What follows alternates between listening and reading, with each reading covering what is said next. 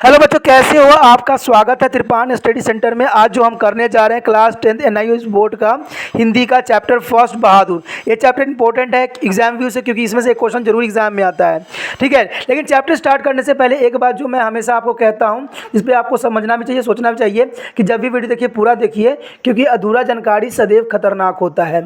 साथ में इंपॉर्टेंट बात ये भी है कि पहली बार अगर आप वीडियो देख रहे हो तो आप जो है लाइक शेयर सब्सक्राइब जरूर करो। इसमें से महत्वपूर्ण बात यह है कि सब्सक्राइब करना आपके लिए इसलिए ज़रूरी है क्योंकि अगर आपको ये वीडियो अच्छी लगती है, अगर आप दोबारा देखना चाहते हो, अगर सब्सक्राइब करके रखे रहोगे तो NIOS बोर्ड के रिगार्डिंग आपको कोई ना कोई चीज़ जो आपको प्राप्त होती रहेगी समय समय पर। अगर सब्सक्राइब करके रखोगे तो आपको भी इसका बेनिफिट मिलेगा। क्योंकि जब मैंने NIOS बोर्ड को पढ़ाना स्टार्ट कर दिया है तो आपको कोई ना कोई बेनिफिट देता रहूँगा। अगर NIOS बोर्ड में रिविजन करवा चुके हो तो चैनल को कंटिन्यू सब्सक्राइब कर लो, जिससे आपको एग्जाम तक आपके लिए फ़ायदा रहे। चलिए देखते हैं हमारा चैप्टर में क्या है। आप जैसे नाम से ही समझ सकते हो कि इसमें जो है एक पहाड़ी इलाका के बच्चे का बारे के जीवन के बारे में स्थिति बताया गया है, बहादुर। ठीक है, जो कि नेपाल के साइड रहने वालों को बहादुर नाम से जाना जाता है। ठीक है, तो इसमें बताया गया है कि आपने अपने कम उम्र के अनेकों लड़के लड़कियों कारखानों में चाय की दुकान या फिर घरों के काम करते देखा होगा आप लोगों ने, जो कि एक सच्चाई है। हमारे भारत में जो है बाल मजदूरी बंद है। ठीक है, इस पर बैन लगी हुई है, लेकिन फिर भी आप देख सकते हो कि लड़के लड़कियां जो होते हैं कारखाने में चाय की दुकानों या फिर घरों में काम करते देखा जा सकता है। आप किसी भी अमीर घर में चले जाइए जो हाई प्रोफाइल के लोग हैं, उसमें छोटे छोटे बच्चे आपको काम करते हुए दिख ही जाएंगे, जो एक जर्नल सी बात है, एक कड़वी सच है। लेकिन फिर भी सरकार अपने आप को ये कहती है कि हम बाल मजदूरी बंद कर चुके हैं। आप देखोगे तो सरकार के ही ऐसे काम, बहुत से काम होंगे जहां पर बाल बच्चे, छोटे छोटे बाल मजदूर लगे हुए होते हैं, लेकिन सरकार इसकी वजह से आंख बंद करके रखी होती है। और जब उनको पैसे की ज़रूरत पड़ती है तो इन कानूनों को धोप दिखा के, उनके तेवर दिखा के लोगों को परेशान करती है। तो ये तो जर्नल सी बात है। आपकी इच्छा होती है कि उनके विषय में कुछ जानते हैं, वे कहाँ से आए हैं, क्यों आए हैं, कैसे रहते हैं, उनके साथ कैसा व्यवहार किया जाता है, विभिन्न परिस्थितियों का सामना वो कैसे करते हैं। संभव है कि इस विषय में आपको भी कुछ अनुभव हो। बहादुर एक ऐसे किशोर की कहानी है जो अपने घर से भागकर शहर आ जाता है। वहाँ एक घर में नौकरी करने लगता है। वह अपना काम पूरा ईमानदारी और लगन से करता है, लेकिन एक दिन अचानक वह इस घर से भी भाग जाता है। आखिर ऐसा क्यों होता है, इसके बारे में हम जानेंगे इस चैप्टर को पढ़ने के बाद। लेकिन उससे पहले मैं तो एक बात कहना चाहूँगा कि अभी भी चैनल को सब्सक्राइब नहीं किया तो कर लीजिए, लाइक कर दीजिए, क्योंकि ज़रूरी है, तभी मुझे प्रोत्साहन मिलता है। और साथ में आप वीडियो को पूरा देखिए। ये मेरे लिए नहीं देखिए, आप अपने लिए देखिए। मैं ये नहीं कह रहा हूँ कि इससे क्या होगा, इससे क्या मिलेगा, और मुझे इससे कोई मतलब नहीं है। अगर आपको अच्छा लगता है, अगर मेरे पढ़ाया हुआ, तो उस वीडियो को जो है पूरा देखिए, क्योंकि वीडियो के हर एक जगह पे एक इंपॉर्टेंट बात को मैं बताने की कोशिश करता हूँ, जो क्वेश्चन आंसर जो है काफ़ी इंपॉर्टेंट रह जाती है। हर एक टॉपिक पे मैं अच्छी बात बताता हूँ जो आपके दिमाग के लिए और आपके ज़रूरतों के लिए बहुत ज़रूरी है। तो अधूरा देखिएगा, कहीं कहीं से देखिएगा तो शायद आपको चैप्टर अंडरस्टैंडिंग अच्छे से ना हो पाए। ठीक है, इसलिए मेरा विचार है कि आप पूरा वीडियो अच्छे से देखिए। आधे घंटे के देखिए, 15 मिनट 20 मिनट देखिए, लेकिन पूरे अच्छे से देखिए। ठीक है, साथ में आपके साथ जो दोस्त, जो आपके रिश्तेदार हैं या गली मोहल्ले में बच्चे रहते हैं जो NIOS बोर्ड में पढ़ते हैं, उनको भी इस चैनल के बारे में बताइए। अगर उनको अच्छा लगता है तो आगे अपना स्टडी करेंगे इस चैनल से, अगर नहीं है तो कोई प्रॉब्लम नहीं है, लेकिन आप अपना कर्म कर दीजिए, क्योंकि जो अपना कर्म करना जानता है वही सच्चा इंसान और सच्चा मनुष्य कहलाएगा। ठीक है, आइए अब देखते हैं कि बहादुर कहानी जो है वो किस प्रकार से लिखी गई और क्या समझाने की कोशिश किया जा रहा है। एक बार की समय की बात है, सहस में काफ़ी गंभीर हो गया था, जैसे कि उस व्यक्ति को हो जाना चाहिए जिस पर एक भारी दायित्व आ गया हो। वह सामने खड़ा था और आंखों की बुरी तरह मलक रहा था। 12-13 वर्ष का उम्र था उसका। ठिगना चक्कर शरीर, गोरा रंग और चपटा मुंह। वह सफ़ेद नेकर्स, आधी वहाँ की सफ़ेद कमीज और भूरे रंग का पुराना जूते पहने हुए था। यहाँ राइटर जो है एक बच्चे के बारे में बता रहा है कि 12-13 वर्ष का लड़का है। ठीक है, गोरा है, चिट्टा है, और वो थोड़ा सा सफ़ेद कपड़ा पहन रखा है जो हाफ बाजू का है। उसके गले में स्कॉट की तरह एक रुमाल भी बंधी, स्कॉट जैसे बांधा जाता है तो रुमाल जो है गले में बांधा हुआ है। उसे घोरकर परिवार के अन्य लोग खड़े थे। निर्मला चमकती दृष्टि से कभी लड़के को देखती और कभी मुझको। अपने भाई को निश्चय वह पंच बराबर हो गई थी, यानी निर्मला जो थी उस बच्चे से काफ़ी आकर्षित हो गई थी। उसके लेकर साले साहब आए थे। नौकर रखना कई कारणों से बहुत ज़रूरी हो गया था। देखिए जो राइटर को है, ये बच्चा जो लेके आया था बहादुर, वो उसका साले लेने लेके आया था, ठीक है। क्योंकि राइटर ये कहना चाहता है कि नौकर रखना कई कारणों से बहुत ज़रूरी हो गया था।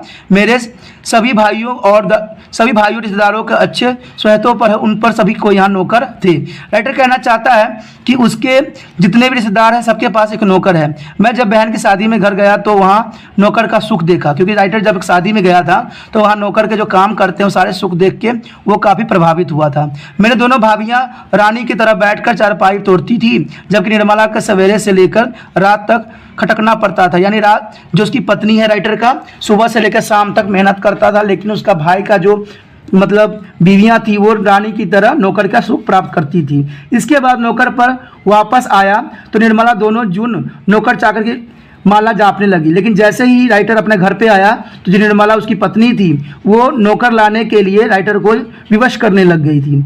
उसकी तरह अभिगानी और दुखिया स्त्री और भी कोई इस दुनिया में नहीं होगी। वो ऐसा अपने आप को प्रतीत कर रही थी निर्मला की जैसे उसके जैसा दुनिया में दुखी बंदा कोई नहीं है। वो लोग दूसरे होते हैं जिनके भाग्य में नौकर का सुख होता है। ये बार बार वो राइटर को बोला करती थी और उसको प्रोत्साहित करने की कोशिश करती थी कि वो भी एक नौकर ला के उसको दे दे। पहले साले साहब ने उसका किस्सा सुना पड़ा। वो एक नेपाली यानी जो उसके साले थे राइटर के, उसने एक कहानी सुनाया उस लड़के के बारे में कि आखिर वो कहाँ का रहने वाला है और किस प्रकार उसको मिला। वो एक नेपाली था जिसका गांव नेपाल और बिहार की सीमा पर था। उसका बाप युद्ध में मारा गया था। नहीं, जो बहादुर है उसका पिता जो है मर चुके थे युद्ध में, और उसकी माँ सारे परिवार का भरण पोषण करती थी, यानी माँ ही उसको पूरा चलाती थी। माँ उसकी बड़ी गुस्सैली थी और उसको बहुत मारती थी। माँ चाहती थी कि लड़का घर के काम धाम में हाथ बटाए, जबकि वह पहाड़ व जंगलों में निकल जाता और पेड़ों पर चढ़कर चिड़िया के घोंसले में हाथ डालकर उनके बच्चे पकड़ता या तोड़ फोड़ कर रखता। चलिए, ये तो बात जनरल सी बात है, हर एक बच्चों के गुण होते हैं कि बच्चे जो है काम, माता पिता तो चाहते हैं बच्चे काम करें, जैसे आपके भी माता पिता ये चाहते हैं कि आप पढ़ाई लिखाई पे ध्यान दो, लेकिन आप लोग ध्यान नहीं देते रहते हो, कभी ये तो कभी वो। तो ये बात तो हर माता पिता का भाई प्राथमिक अधिकार हो जाता है। कभी कभी वो पशुओं को चराने के लिए ले जाता, उसे एक बार उस भैंस को बहुत मारा जिसकी उसकी माँ बहुत प्यार करती थी और इसीलिए उसे वह बहुत चिढ़ता था। मार खाकर भैंस को भागी उसकी माँ के पास चली गई तो कुछ दूर पर एक खेत में काम कर रही थी। यानी जब उसने भैंस को मारा तो भैंस जो था वहाँ से भाग के उसकी माँ के पास चलिया गया, क्योंकि वो उसकी माँ उससे बहुत ही प्यार करती थी।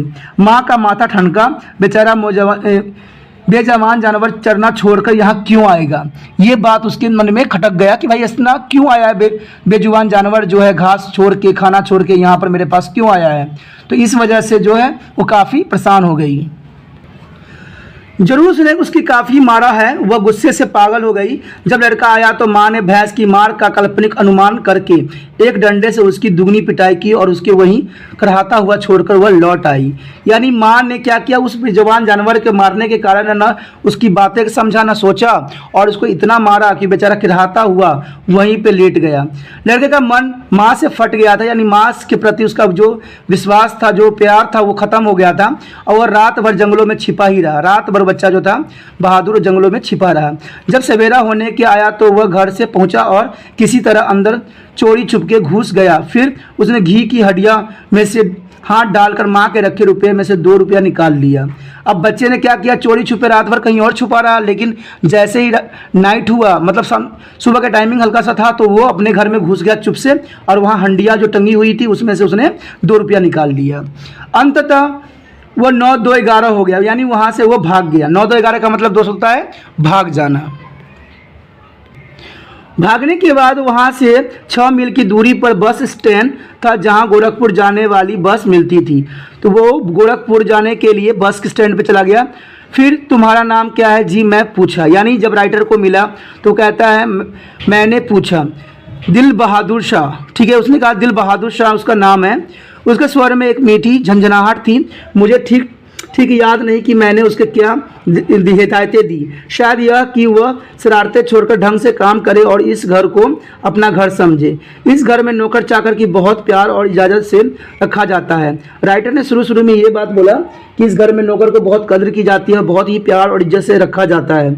ठीक है, ये बात उसको बहुत अच्छा लगा बहादुर को। जो सब खाते पहनते हैं वही नौकर चाकर खाते पहनते हैं, राइटर का ये विश्वास था। अगर वह यहाँ पर रह गया तो ढंग दारू सीख जाएगा, यानी रहने का तरीका, रूल रेगुलेशन सीख जाएगा।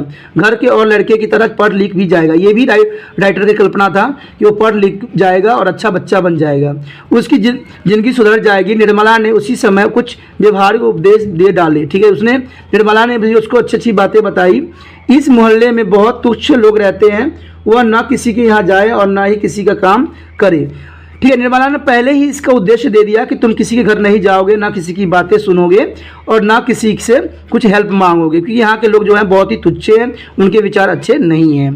ठीक है, कोई बाजार से कुछ भी लाने को कहे तो वह कभी अभी आता हूँ कह के जाए। निर्मला ने पहले उस लड़के को सिखा दिया कि कोई तुम्हें अगर ये बोले कि मुझे कोई काम कर दो तो तुम ये बोलना कि मैं अभी आता हूँ, कहकर अंदर खिसक जाओ।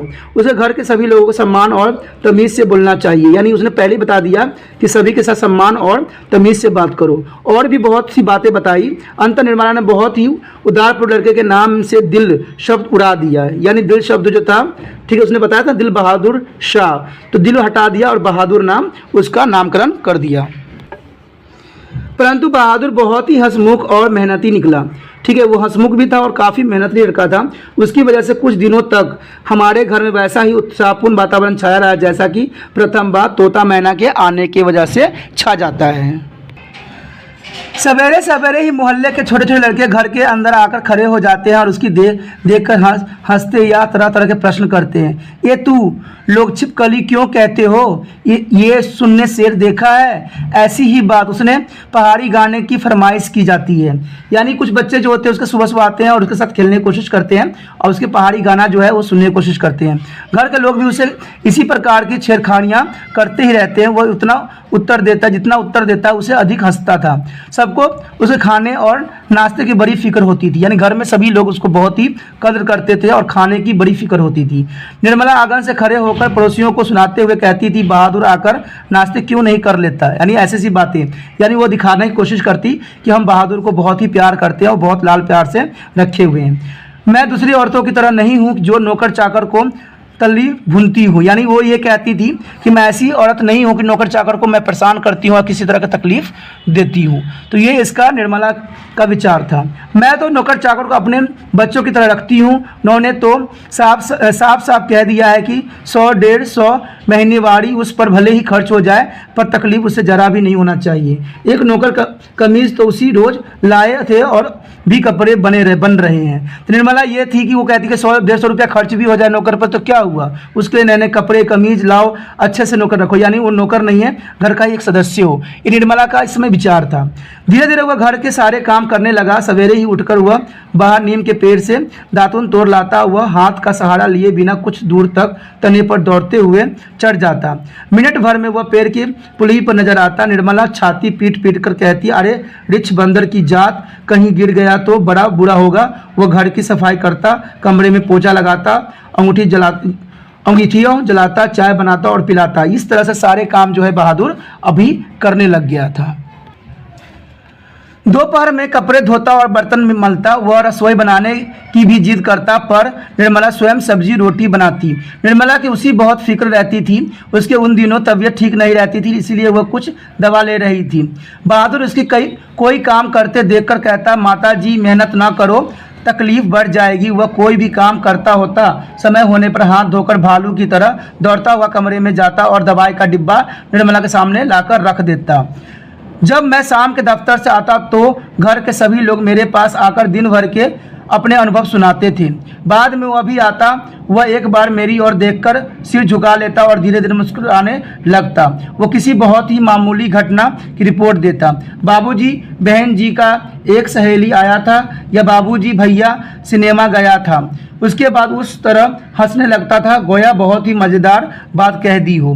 मैं उससे बातचीत करना चाहता था पर ऐसी इच्छा रहते हुए भी मैं जानबूझकर बहुत गंभीर हो जाता था और दूसरी ओर देखने लग जाता था। निर्मला कभी कभी उससे पूछती थी, बहादुर तुमको अपनी माँ की याद आती है?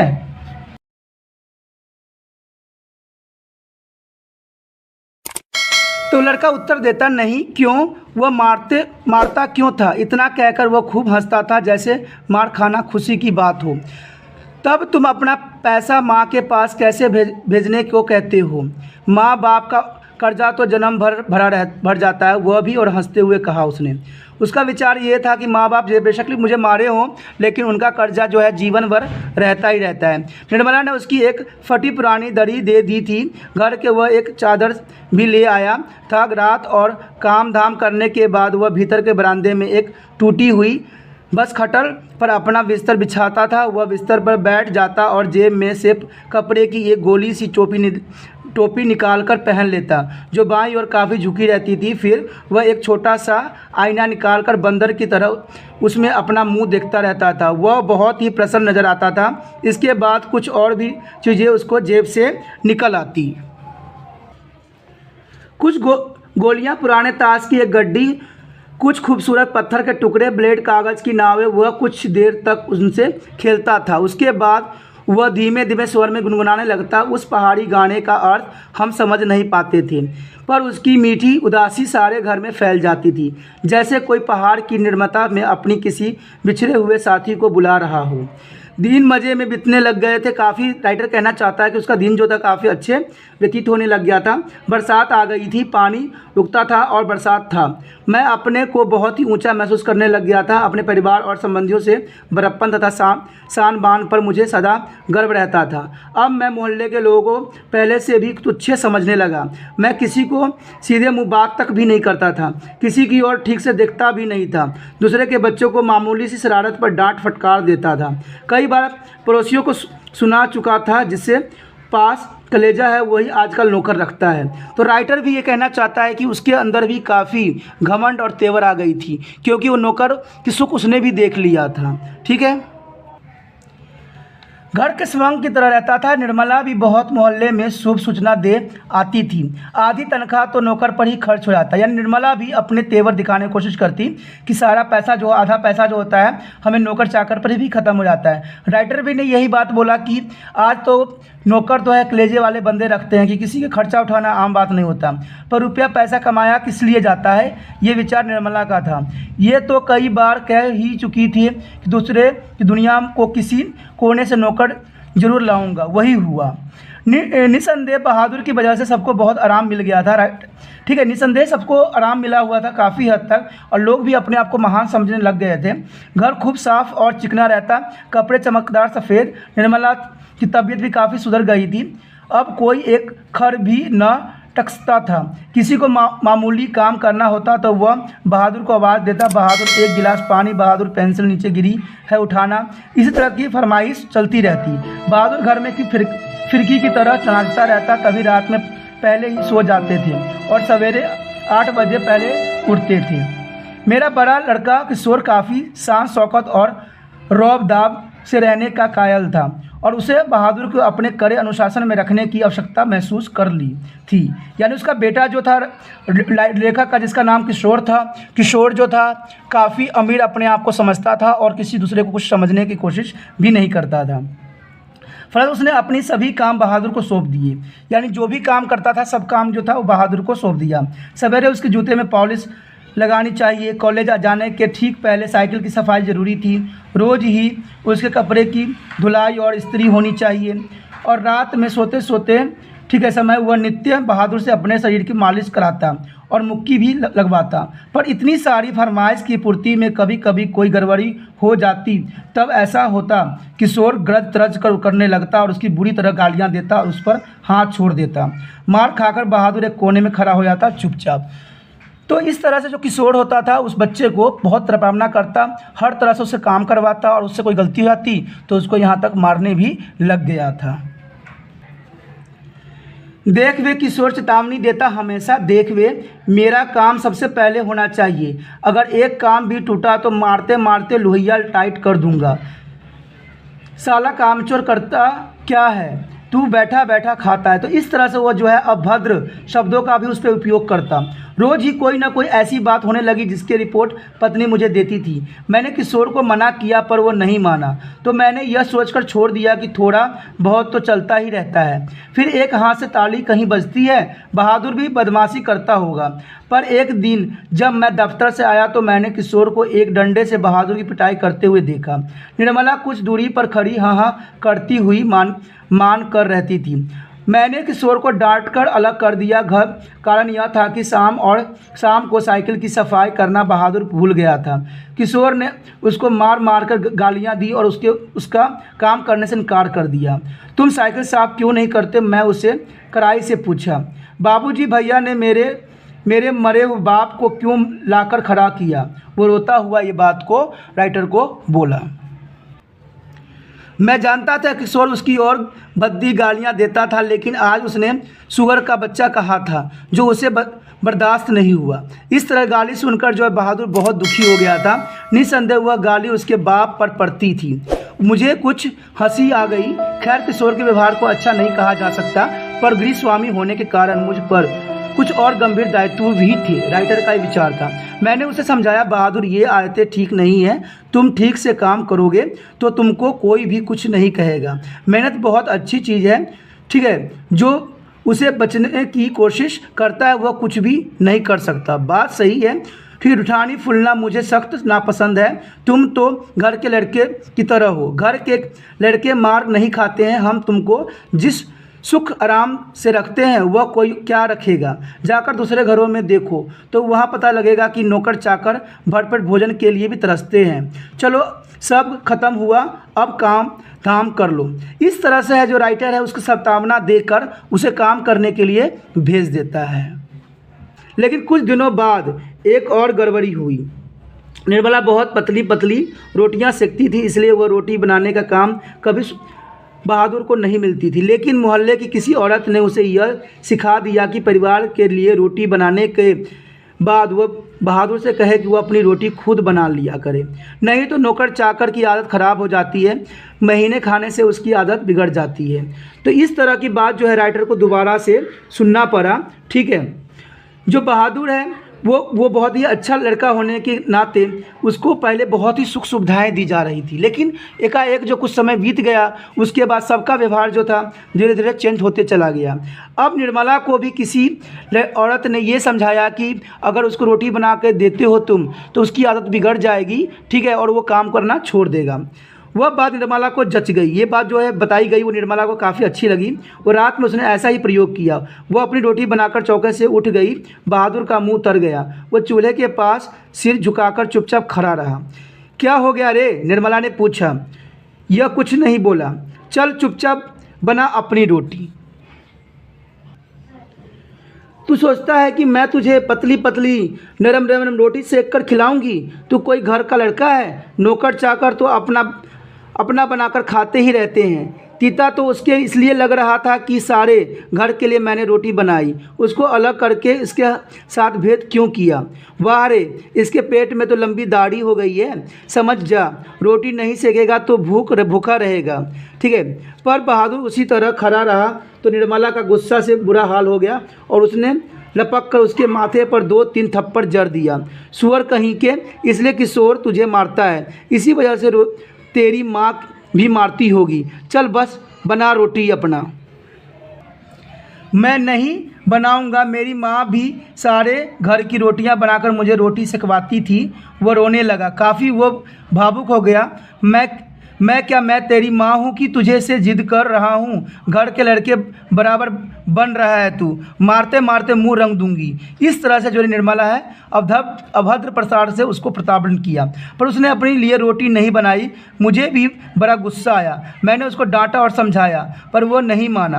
रात भर वह भूखा ही रहा, पर सवेरे उठकर वह पहले की तरह हंसने लगा।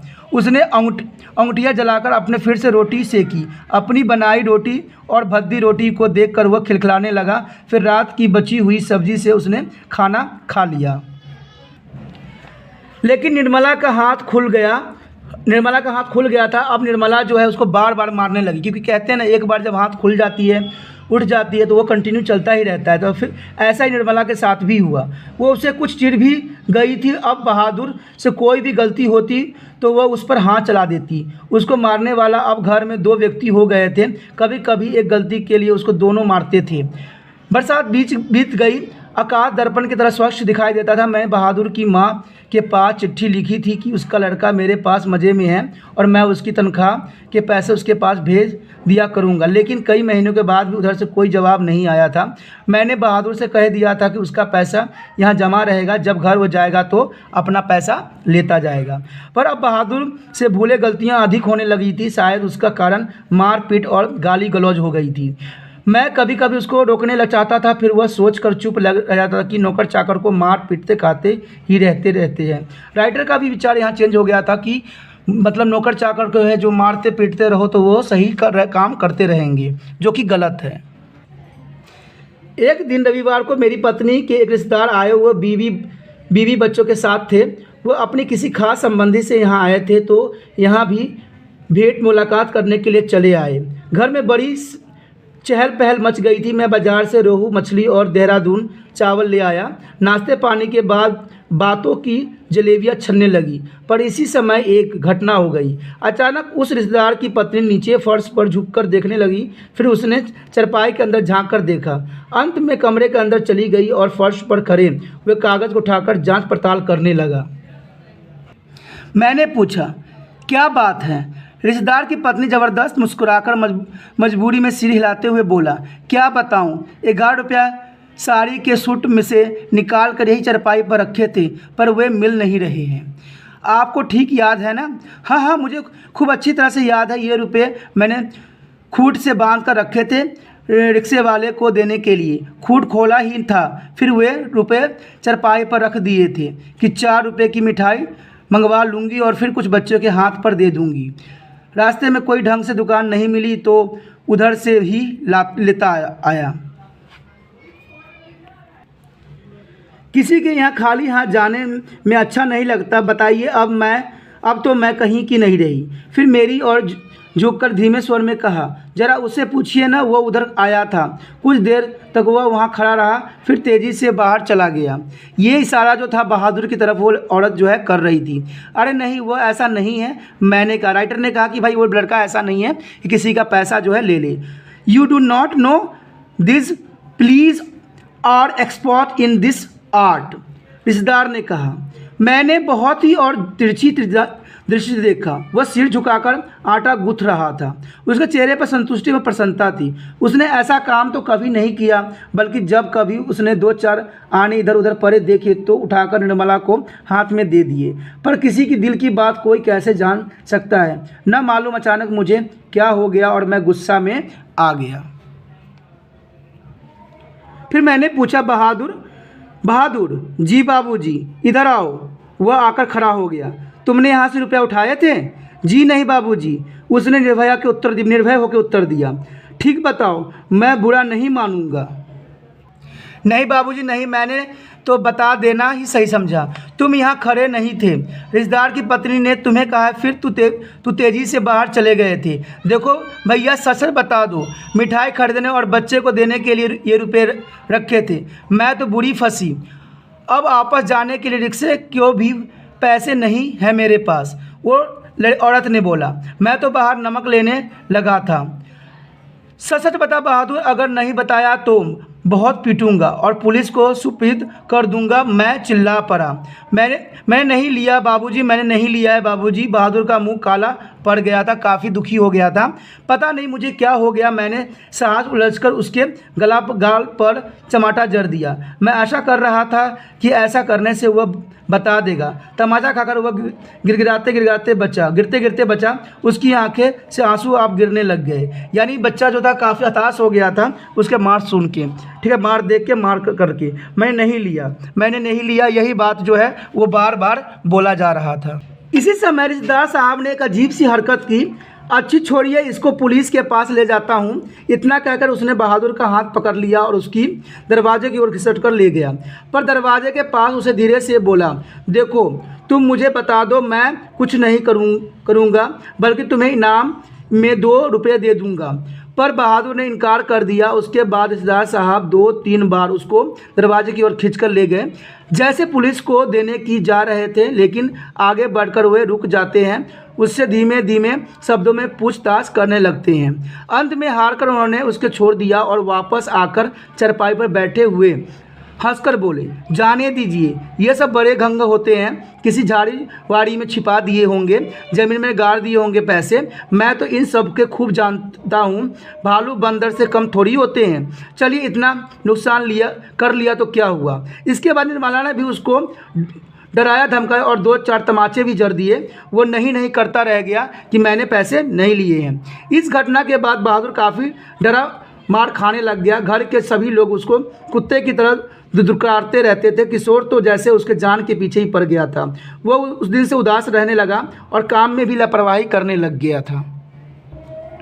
एक दिन मैं दफ्तर से विलम्ब से आया। निर्मला आंगन में चुपचाप सिर पर हाथ रखकर बैठी थी। अन्य लड़के का पता नहीं था, केवल लड़की अपनी माँ के पास खड़ी थी। अंगुरी अभी जली नहीं थी।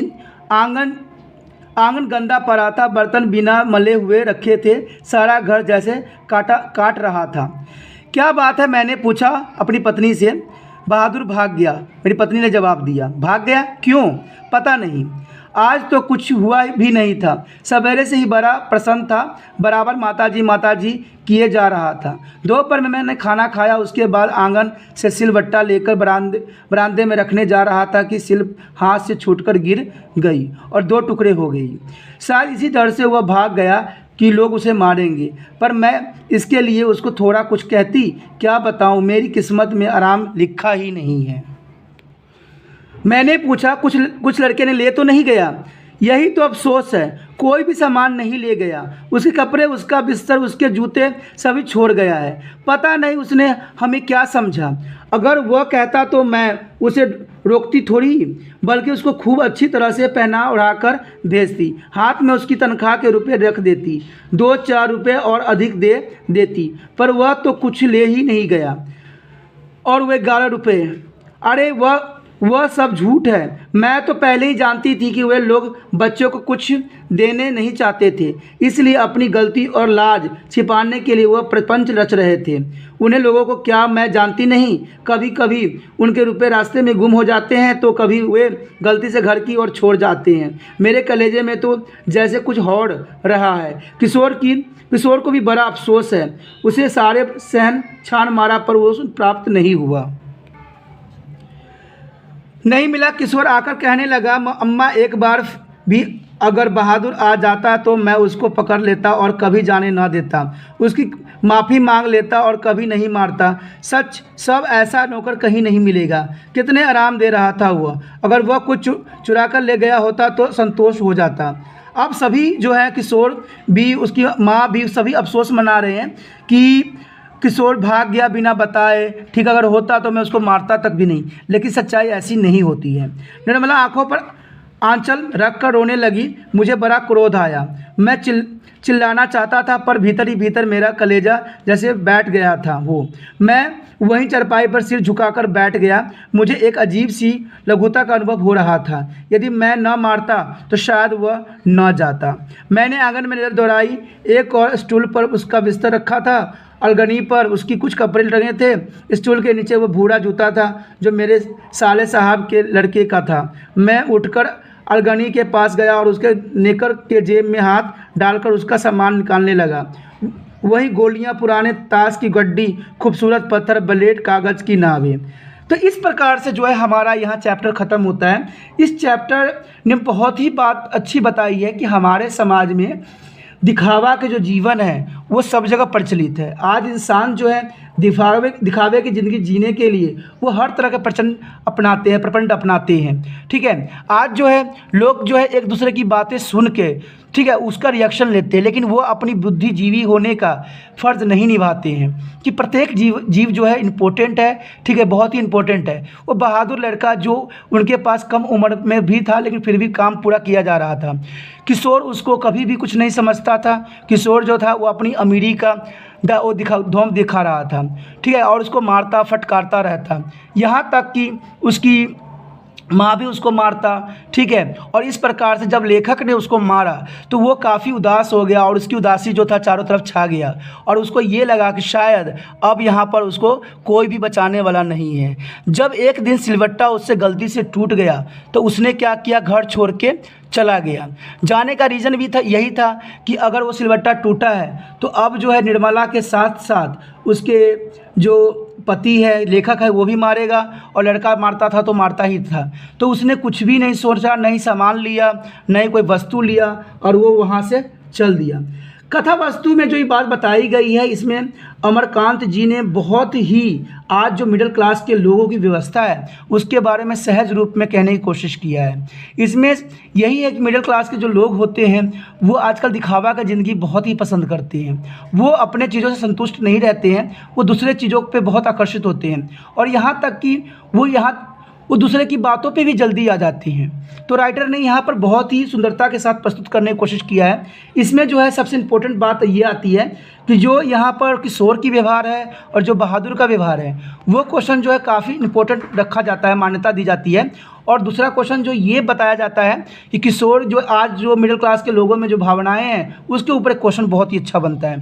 तो ये जो क्वेश्चन मैंने आपको बता रहा हूँ वो बहुत ही इंपॉर्टेंट है और एग्ज़ाम व्यू से भी काफ़ी इंपॉर्टेंट माना गया है।